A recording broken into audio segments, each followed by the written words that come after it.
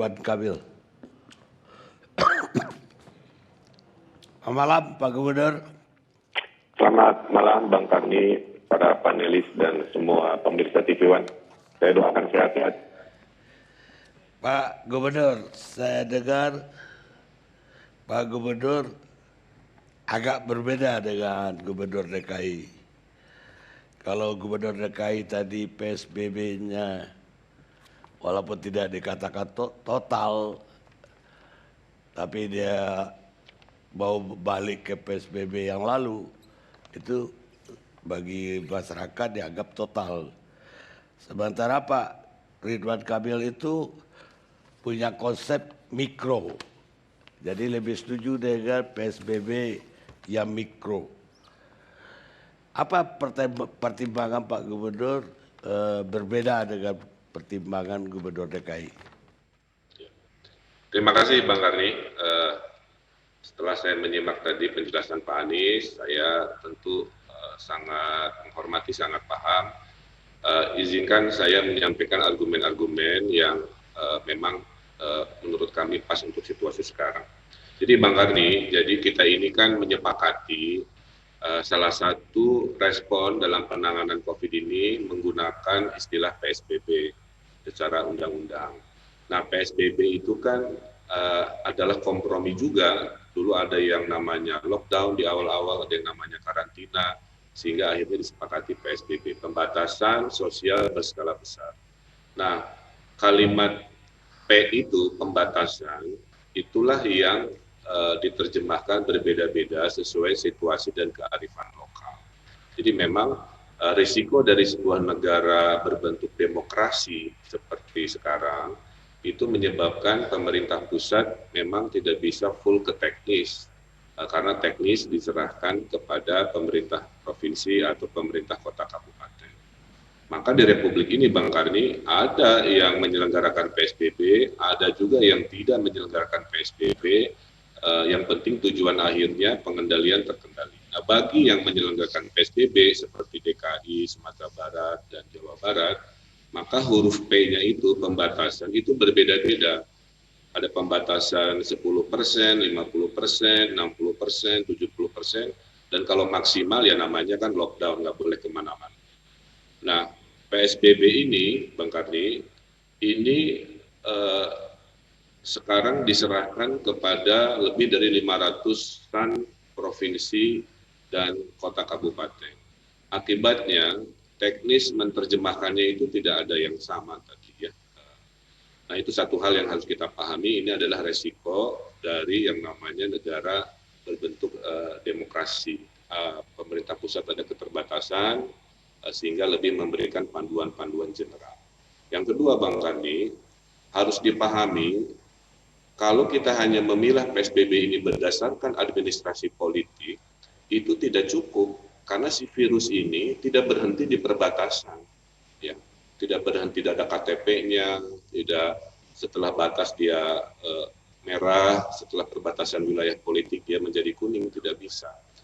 Oleh karena itu ada wilayah-wilayah di Republik ini yang virusnya itu lintas batas, Bang Karni. Nah itulah yang terjadi di Jabodetabek. Jabodetabek itu adalah contoh sebuah wilayah yang ada Jabodetabek, kira-kira begitu ya, 7 wilayah yang akibat dari virus ini menyebar tanpa batas administrasi ini, sehingga ada dinamika koordinasi. Maka kesimpulannya, setiap keputusan di Jakarta, Bang Karni, itu punya 3 dampak. Ada dampak buat warga Jakartanya, seperti Pak Anies sampaikan. Ada dampak regionalitasnya kepada Tabek ya, Bodetabek, Bogor, Tangerang, Bekasi, dan seterusnya. Ada juga dampak nasional karena DKI-nya adalah pusat ibu kota pemerintahan. Maka setiap keputusan di DKI, Bang Karni, tidak bisa hanya dilihat sebagai lokalitas hanya otonomi Jakarta. Dia berdampak ke Bogor, ke Depok, berdampak ke Tangerang, berdampak juga ke nasional karena menjadi pusat keputusan-keputusan nasional di sana. Nah itu yang terjadi hari-hari ini sebenarnya dalam kacamata saya adalah dinamika keputusan Jakarta belum sepenuhnya dipahami oleh sebagian daerah-daerah di regionalitas dan belum sepenuhnya dipahami di skala dampak nasional, sehingga terjadilah dinamika yang kita saksikan. Tentunya kita cari solusinya kira-kira begitu. Nah, dalam konteks ini, Bang Karni, maka koordinasi antara lokalitas, antara regionalitas dan nasional ini memang harus sering, ya. Di Jawa Barat kami itu ketemu tiap hari Senin, 6 bulan sangat membosankan, tapi harus kita lakukan sehingga tidak ada yang namanya keputusan-keputusan yang tidak semua pahami karena rapatnya mingguan kira-kira. Ada juga yang rapatnya berdasarkan isu, ada isu baru rapat, nggak ada isu nggak rapat. Nah, kami di Jawa Barat memilih ada isu nggak ada isu, kita rapat rutin. Sehingga kalau ada dinamika itu selalu sifatnya mudah dicicil dan dipahami. Nah, jadi menurut saya apa yang terjadi kemarin-kemarin itu karena ada sebuah rencana yang sifatnya sangat ilmiah, ya, yang sifatnya juga argumentatif, tapi karena belum dipahami sepenuhnya oleh yang terdampak, yaitu wali kota dan bupati dan gubernur sekeliling, mengakibatkan ada proses-proses pertanyaan-pertanyaan yang dikutip medianya menjadi sedikit berbeda. Dan juga ada pertanyaan-pertanyaan, usulan-usulan dari mungkin level kabinet yang perlu disinkron. Nah, sekarang saya bicara Jawa Barat, Bang Karni, mohon izin. Karena ada yang nanya, Pak Gub Jabar, kenapa sih ikut-ikutan urusan dinamika Jakarta? Saya bilang begini, Jawa Barat itu nangani COVID ada 3 zona. Zona pertama adalah Bodebek yang nempel Jakarta. Maka sebuah keputusan Jakarta, Bodebek itu harus sama. Itu keputusan politik karena saya mendukung Pak Anies. Ya. Apakah prosesnya gimana kita tidak akan mempermasalahkan. Tapi kalau Pak Anies sudah memutuskan ke kiri, maka saya instruksikan Bang Karni, semua wali kota Bupati Bogor, Depok, Bekasi harus ke kiri.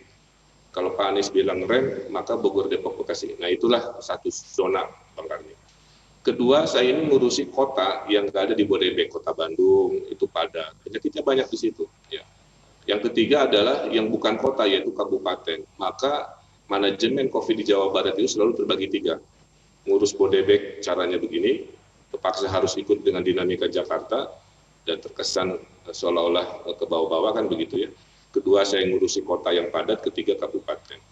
Nah, untuk yang Bodebek ini juga Bang Karni saya laporkan, saya sedang fokus dari dulu di situ, karena sudah 6 bulan Bang Karni, lebih dari 60% kasus Jawa Barat setiap hari, itu sumbangannya dari Bodebek.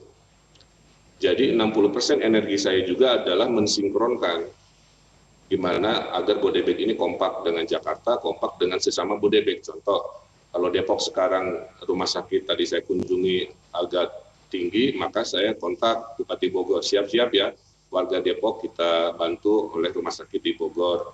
Atau sebaliknya, kalau Bogor lagi panik, saya telepon Bekasi, bisa nggak kita sinkron. Inilah peran gubernur, agak berbeda gubernur DKI dengan Jawa Barat, karena DKI itu langsung ke teknis, kan daerah khusus ibu kota.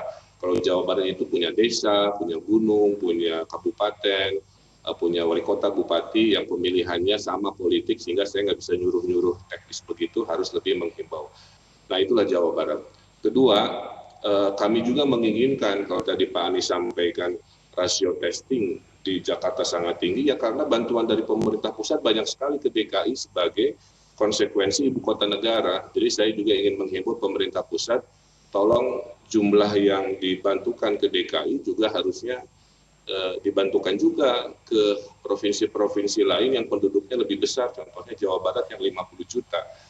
Jadi sekarang testing di Jawa Barat itu sudah yang tertinggi setelah DKI, tapi kalau dipresentasikan masih kecil karena jumlah penduduk kami 50 juta.